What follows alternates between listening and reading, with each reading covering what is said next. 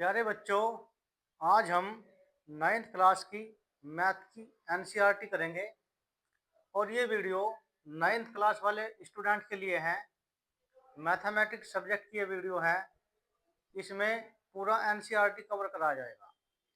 आज हम पहले चैप्टर की बात करेंगे एनसीईआरटी में, जो मैथमेटिक्स है नाइन्थ क्लास का एनसीईआरटी, उसके बारे में बात करेंगे। आज हम पहले चैप्टर को समझेंगे, वन बाय वन करके हम सभी चैप्टरों को फिनिश करेंगे और अपना बेस बिल्कुल क्लियर करेंगे, क्योंकि नाइन्थ क्लास एकेडमिक के लिए बहुत ज़्यादा इम्पोर्टेंट है।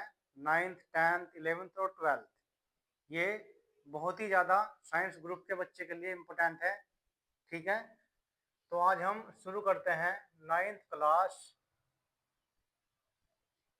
मैथमेटिक्स और एनसीईआरटी। ठीक है, इसमें हम समझेंगे संख्या रेखा। क्या समझेंगे? संख्या रेखा। तो एक रेखा को जिस पर बीच में शून्य हो और बराबर बराबर इस पे संख्या लिखी जाती है, इसके राइट हैंड साइड में दाईं ओर प्लस की संख्या आती है और बाईं ओर नेगेटिव संख्या आती है, ऋणात्मक संख्या आती है। इसको संख्या रेखा कहते हैं। जैसे आप यहाँ बनाएंगे संख्या और यहाँ पर मिडिल में इसके जीरो होगा, यहाँ पर वन प्लस का, टू प्लस का, थ्री प्लस का, और यहाँ पर माइनस का वन, माइनस का टू और माइनस का थ्री। इधर इस तरीके से यहाँ पर आते चले जाएंगे नंबर। यानी कि संख्या रेखा किसे कहते हैं? जिस पर बीच में शून्य होता है और संख्या रेखा के दाईं ओर प्लस के नंबर आते हैं और बाईं ओर माइनस के नंबर आते हैं। इसको संख्या रेखा कहते हैं।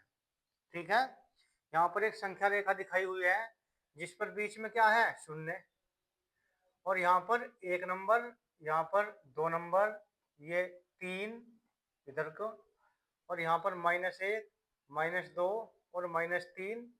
इनके बीच में भी ये नंबर है, जैसा माइनस वन अपॉन थ्री, एक बटा चार, एक बटा दो। ठीक है, इधर को बढ़ते जा रहे हैं नंबर। ये एक चौथाई नंबर है, ये आधा नंबर है। तो इस तरीके से नंबर बढ़ते जा रहे हैं और फिर यहाँ पर एक दो तीन इस तरीके से हो जाएंगे। इसको हम संख्या रेखा कहते हैं। ठीक है, संख्या रेखा कहते हैं। अब आप देखेंगे यहाँ संख्या रेखा पर अगर इधर की ओर चलेंगे तो प्लस में चलेंगे, इधर की ओर चलेंगे तो माइनस में चलेंगे। ठीक है, ये हमने समझा।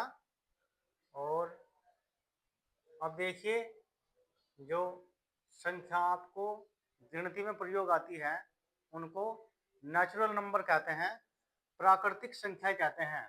प्राकृत संख्याएं, प्राकृत संख्याएं क्या कहते हैं? प्राकृत संख्याएं। जो संख्याएं गणना में प्रयोग की जाती है उनको प्राकृत संख्याएं कहते हैं, नेचुरल नंबर कहते हैं।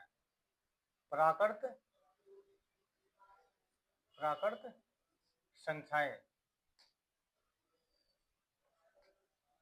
नेचुरल नंबर, इनको एन से डिनोट करते हैं। जो संख्याएं गणना में प्रयोग की जाती है, जो संख्याएं गिनती के लिए गिनती में प्रयोग की जाती है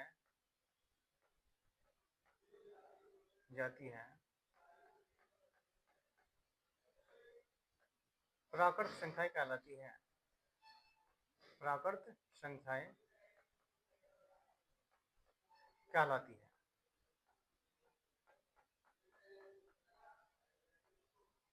जैसे ये प्राकृत संख्याएं हैं, एक, दो, तीन, चार, पाँच, ऐसे आगे आती चली जाएंगी प्राकृत संख्याएं। ठीक है, जो संख्याएं किसी भी वस्तुओं की, किसी भी चीज की गणना में प्रयोग की जाती है, एक किताब, दो किताब, तीन किताब, एक फ्रूट, दो फ्रूट, तीन फ्रूट, जैसे बनाना गिनते हैं, जैसे टॉफी गिनते हैं आप। ठीक है, तो जो भी संख्याएं गिनती में प्रयोग की जाती हैं उनको नेचुरल नंबर कहते हैं, इसलिए इसको n से डिनोट करते हैं। ठीक है, n से क्या करते हैं, इसको डिनोट करते हैं। तो ये होते हैं आपकी नेचुरल नंबर। अब होल नंबर, पूर्ण संख्याएं। अगर नेचुरल नंबर में जीरो को भी शामिल कर लिया जाए, ठीक है, नेचुरल नंबर में जीरो को भी शामिल कर लिया जाए तो ये आपकी पूर्ण संख्याएं हो जाती हैं। और इस प्रकार पूर्णांक क्या होगा, जो आपके माइनस और प्लस की संख्याएं होती हैं उनको पूर्णांक कहते हैं।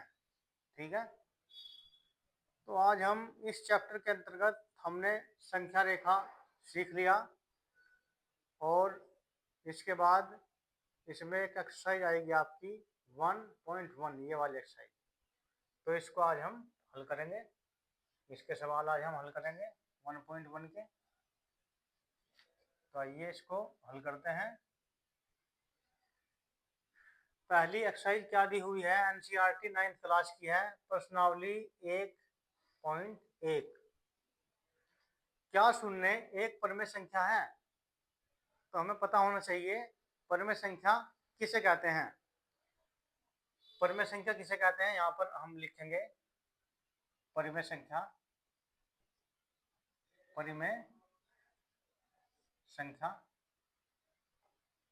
किसे कहते हैं? परिमेय संख्या जिन संख्याओं को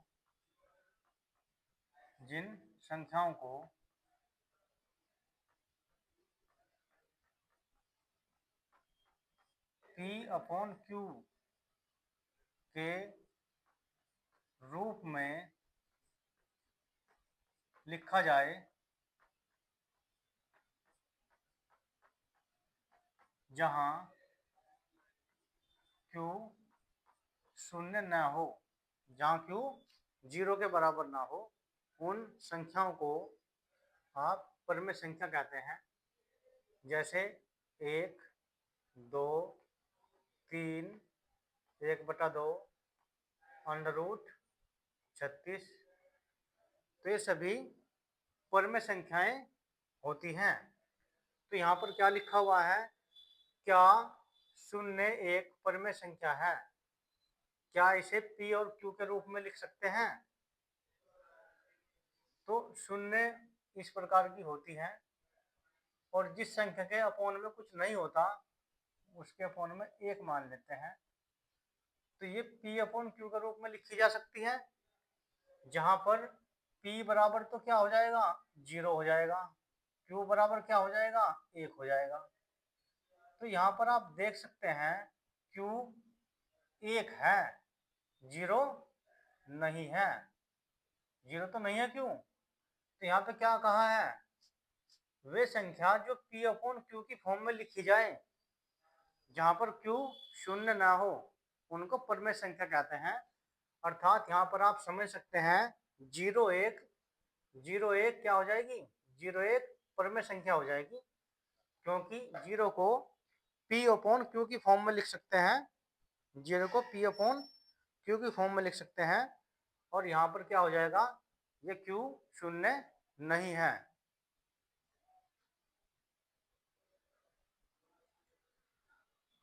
तो 0 1 परमेय संख्या हो जाएगी। ठीक है, थोड़ा तेजी के साथ समझेंगे, थोड़ा तेजी के साथ समझेंगे। पहला क्वेश्चन है, क्या शून्य एक परमेय संख्या है? तो शून्य को हम ऐसा लिख सकते हैं, यहाँ पर P बराबर 0 हो जाएगा, Q बराबर 1 हो जाएगा। तो यहाँ पर Q 0 के बराबर नहीं है, और शून्य को P/Q की फॉर्म में हम लिख सकते हैं, तो आपका शून्य परमेय संख्या हो जाएगी। तो यहाँ पर लिखेंगे, क्योंकि शून्य को P/Q की फॉर्म में लिख सकते हैं, जहाँ पर Q शून्य नहीं है, अतः शून्य एक परमेय संख्या है। अतः शून्य एक परमेय संख्या है। ठीक है, इस क्वेश्चन का आंसर आ जाएगा। दूसरा क्वेश्चन देखेंगे, 3 और 4 के बीच में 6 परमेय संख्या लिखो। 4 3 और 4 के बीच में 6 परमेय संख्या लिखो। तो दूसरा क्वेश्चन हम करेंगे यहाँ हल, समझेंगे। 3 और 4 के बीच में 6 परमेय संख्या लिखो।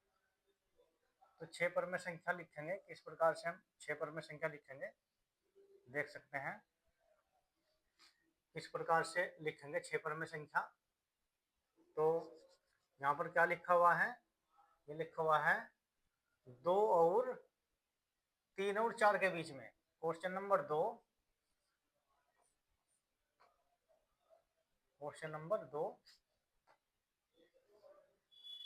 3 व 4 के बीच 6 परमेय संख्या लिखो। परमेय संख्या लिखो, ये सवाल है दूसरा। तो यहाँ पर परमेय संख्या लिखने के लिए यहाँ पर 3 व 4 यानी कि 3 + 4 अपॉन कर देंगे यहाँ 2। तो कितनी संख्या आ जाएंगी, या आप ये कर सकते हैं 3 + 4 बराबर कितना हो जाएगा, 7 हो जाएगा। ये 3/1 लिख सकते हैं इसको, और इसको गुणा करेंगे 7/7 से, जो इनका योगफल हो जाएगा, जो इनका योगफल हो जाएगा। तो यहाँ पर जो भी योगफल हो जाएगा उससे हम गुणा करेंगे, और ऐसे ही यहाँ पे करेंगे 4/1 गुणा 7/7 यहाँ पर करेंगे। तो यहाँ पर 3 × 21/7, और यहाँ पर क्या हो जाएगा 7 × 4 = 28/7 हो जाएगा। इसको क्या लिख सकते हैं आप, 3 लिख सकते हैं। इसको क्या लिख सकते हैं आप, 4 लिख सकते हैं।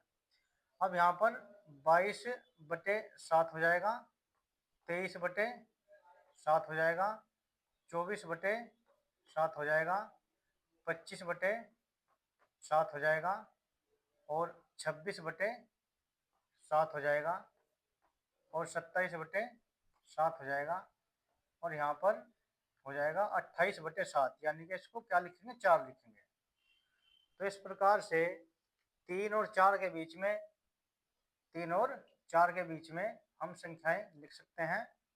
देखिए कितनी संख्या लिख सकते हैं, 1, 2, 3, 4, 5 और 6 संख्याएं हम लिख सकते हैं।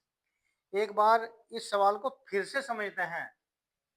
3 व 4 के बीच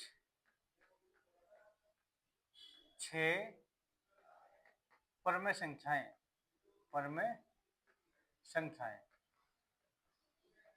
देखिए यहाँ पर 3 + 4 का योग कितना हो जाएगा, 7 हो जाएगा। तो यहाँ पर क्या करेंगे हम, 3/1 गुणा 7/7। तो इसके बीच में कितना आ जाएगा, ये 21/7। फिर यहाँ पर लिखेंगे 22/7 एक ज़्यादा, फिर 23/7, फिर 24/7, फिर 25/7, फिर 26/7, फिर 27/7, फिर 28/7। तो आप देख सकते हैं ये 4 है, 4/1 गुणा 7/7 बराबर 28/7, यानी कि ये किसकी वैल्यू है, ये 4 की वैल्यू है। ये किसकी वैल्यू है, ये 3 की वैल्यू है। तो 3 और 4 के बीच, 3 और 4 के बीच 1, 2, 3, 4, 5, 6, 7, 8, 6 संख्याएं आ जाएगी, यानी कि यहाँ से लेकर के यहाँ तक की 6 संख्याएं 3 और 4 के बीच में आ जाएंगी, जो परमेय संख्या होती है। दो संख्याओं के बीच में, दो अंकों के बीच में अनंत परमेय संख्याएं होती हैं। दो संख्याओं के बीच में अनंत परमेय संख्याएं होती हैं। जैसे आप देखिए 1 और 2 के बीच में कितनी परमेय संख्याएं होती है, 1 व 2। तो जैसे यहाँ पर है 1, यहाँ पर है 2, तो इनके बीच में जो पहली परम संख्या होगी 1 + 2/3 होगी, 2 होगी, सॉरी, बटे 2, तो आ जाएगी 3/2 बराबर, इसको कितना लिख देंगे हम, इसको लिख देंगे 1.5, यानी कि यहाँ बीच में 1.5 आ जाएगा। फिर इनके बीच में परम संख्या निकाल लेंगे, तो 1 + 1.5/2 कितना आ जाएगा, 2.5/2 आ जाएगा। 2 से काट देंगे, ये आ जाएगी, तो इनके बीच में जो यहाँ संख्या आ जाएगी 1.25 आ जाएगी। इसी प्रकार इनके बीच में निकाल लेंगे, तो दो संख्याओं के बीच में जब परम संख्या निकालते हैं तो इस पहली संख्या को दूसरी संख्या में जोड़ देते हैं और 2 से भाग कर देते हैं, ये हो जाएगा 3.5/2, 2 से काटेंगे, 2 × 2, 2 × 7 = 14 और 2 × 7 = 14, 2 × 5 = 10, तो यहाँ पर कौन सी संख्या आ जाएगी, 1.75 आ जाएगी। फिर इनके बीच में परम संख्या निकाल लेंगे, इनके बीच में परम संख्या निकाल लेंगे, इनके बीच में परम संख्या निकाल लेंगे, तो दो संख्याओं के बीच में अनंत परम संख्याएं होती हैं, दो संख्याओं के बीच में अनंत परम संख्याएं होती हैं। अब हम सवाल करते हैं, और परम संख्याओं का आंसर भी आपका अलग लगा सकता है, क्योंकि बहुत सारी परम संख्या दो संख्याओं के बीच में होती है। अब सवाल नंबर करते हैं दूसरा सवाल। दूसरा सवाल क्या है हमारे पास, इसको बड़ा कर सकते हैं, बड़ा इसको हम कर सकते हैं।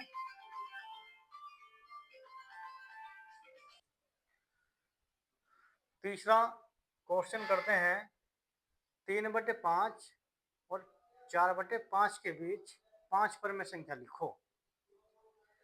तो इस संख्याओं को लिखने के लिए कितना है, 3/5,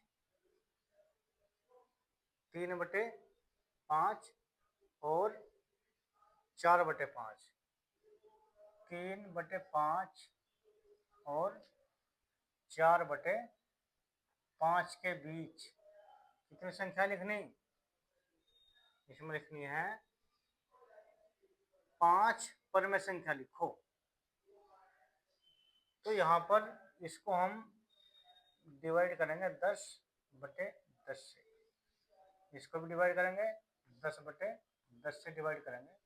ये परम संख्या निकालने का तरीके हैं, ठीक है। तो यहाँ पर कितना हो जाएगा, 30/50, फिर लिखेंगे 31/50, फिर लिखेंगे 32/50, फिर लिखेंगे 33/50, फिर लिखेंगे 34/50, फिर लिखेंगे 35/50, फिर लिखेंगे 36/50, फिर लिखेंगे 37/50, फिर लिखेंगे 38/50 और फिर लिखेंगे 39/50, फिर लिखेंगे 40/50।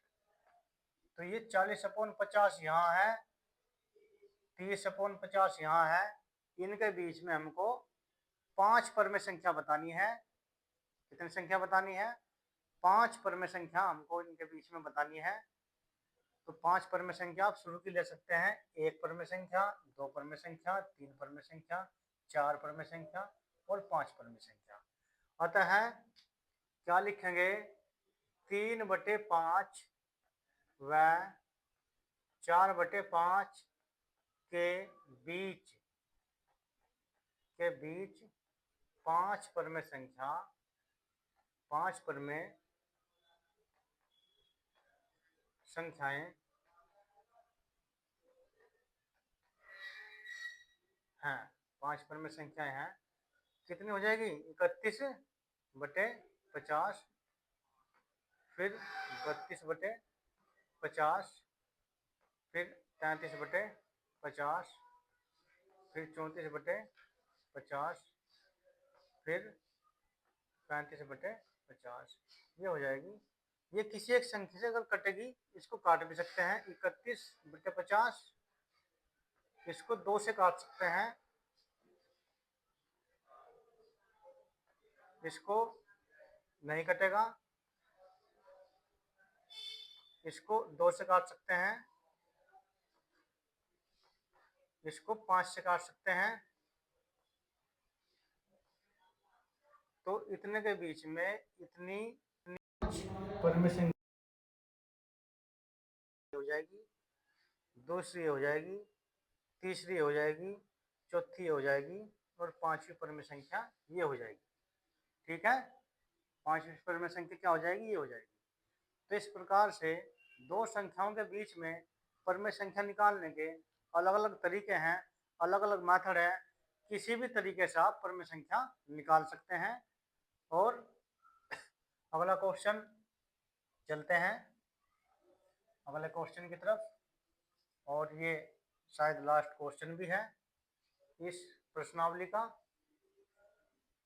और कल हम दूसरी प्रश्नावली हल करेंगे। तो इसको बड़ा करके देखते हैं। ठीक है, तो यहाँ पर देखिए ये लिखा हुआ है, नीचे दिए गए कथन सत्य हैं या असत्य, कारण के साथ अपने उत्तर दीजिए। सत्य हैं या असत्य, कारण के साथ अपने उत्तर दीजिए। क्या लिखा हुआ है, प्रत्येक प्राकृत संख्या एक पूर्ण संख्या होती है। प्रत्येक प्राकृत संख्या एक पूर्ण संख्या होती है। प्रत्येक पूर्णांक एक पूर्ण संख्या होती है। प्रत्येक परम संख्या एक पूर्ण संख्या होती है। तो ये इसमें कथन दिए हुए हैं, इसमें सत्य असत्य की पहचान करेंगे। ठीक है, तो इस प्रश्नावली को हम कल भी करेंगे और ये चौथा सवाल भी हम अगली वीडियो में ही करेंगे। वीडियो देखने के लिए धन्यवाद।